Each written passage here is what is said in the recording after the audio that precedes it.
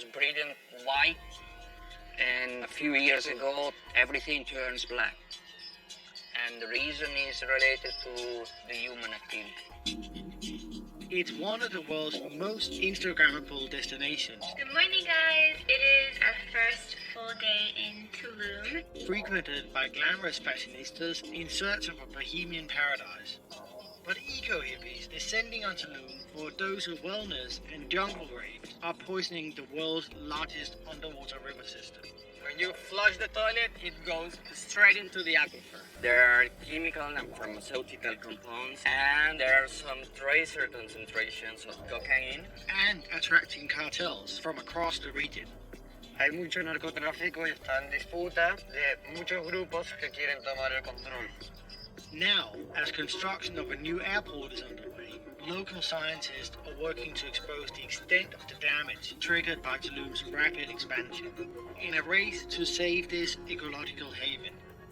We are relying on having healthy reefs and clear water to keep surviving.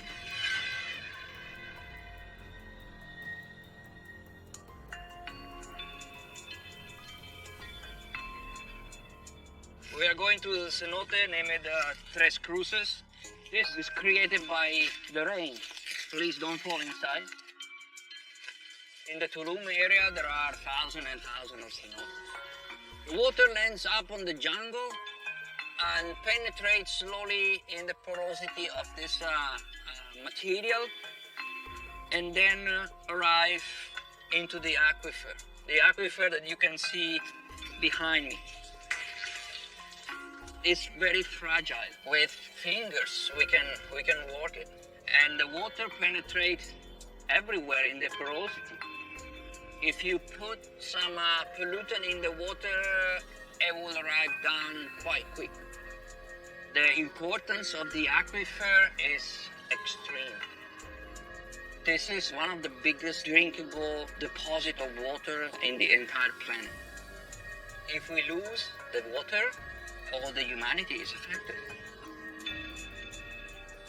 This massive underwater reserve is now under threat.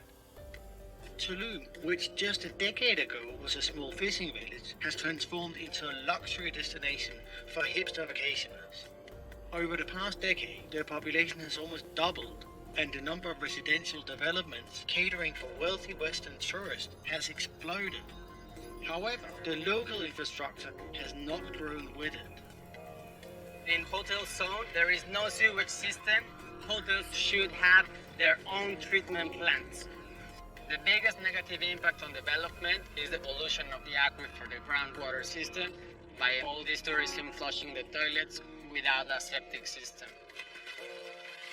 Currently, only 10 to 15% of buildings are connected to the sewage system, which means the majority of wastewater is seeping through porous rock into the underwater rivers that connect to the Caribbean Sea. Here in Tulum, we have the Mesoamerican barrier reef system. Many of our reefs are in a critical state. A healthy coral, you will be able to see the skeleton, the colors. It can be yellow, it can be orange, it can be purple. What we are going to see is like a carpet of macroalgae on top of the coral. For the last 12 years, we have seen the macroalgae cover double. If we don't diminish this macroalgae cover, the corals eventually can die. This algae growth has been exacerbated by an influx of nutrients from the sewage that has overwhelmed local reefs as well as the inland aquifer, destabilizing the local ecosystems the water runs through. We're going to see a cenote here, and as you can see, it is surrounded by the mangroves. This kind of mangroves are typical in the Mexican Caribbean, and normally this kind of ecosystem help us to treat the water in a natural way. And it's connecting the forests, the mangroves, the seagrass, and the coral reef. I think the worst thing that we have found here in the Tulum area and in the aquifer comes from nutrients because the flush of the toilet. There are a lot of heavy metals. There are chemical and pharmaceutical compounds as ibuprofen, naproxen, and there are some tracer concentrations of drugs as cocaine that all of these compounds there were not there for years ago. Tourists jumps into the cenote, they can swim between all of these kind of pollutants. If we have high concentrations of these bacteria that comes from the flush of the toilet, the people can get a stomachache and they can have skin problems because of this kind of pollutants. Tulum was a destination that was not described as a party scene. We are a small destination and we can't support that influx of people. Parties are done wherever in the jungle, and of course there's a lack of sustainability, to say the least. Estamos aquí en Tulum, en el medio de la jungla, y esta noche vamos a tener una fiesta épica a la luz de la luna.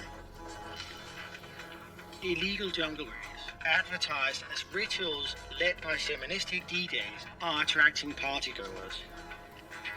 No se puede ver mi cara porque la policía, narcos y políticos persiguen a la gente que organiza eventos. La policía, pena de cárcel para organizadores, narcos, extorsiones. Traces of the drugs being consumed in Tulum end up in the natural water supply. La fiesta está cerca de cenotes y cerca de cavernas de hace 65 millones de años. La razón de que la fiesta sea en la selva es porque nosotros queremos un concepto y también una cultura de lo que es cuidar la selva, entender lo que son la cultura maya hoy en día aquí, que viven y son nativos de aquí de la selva. Nosotros aquí vamos a tener varios rituales, se hacen ayahuasca, se hacen limité. Whenever you do a party, there comes people that want to sell drugs in said party. It affects us greatly on violence. Drug-related crime has risen by 783% over the past 3 years, with several reports of violence between rival gangs. We sell drugs to all the tourists. Anything you need, cocaine, weed, ecstasy, whatever you need. Are you part of that cartel? Yes, sir. Which one? Sinaloa. However, none of that appears to have deterred tourists. A new airport is set to open in 2023, and numerous new properties, hotels, and resorts are being planned in anticipation of the large future influx of holidaygoers. Scientists and hoteliers fear that these precious ecosystems will collapse unless drastic sustainability practices are implemented urgently. The GDP of Mexico, more than 80% comes from these touristic activities. So, like, if you don't see our reef that is healthy and colorful and vibrant and full of fishes, people will stop coming over here.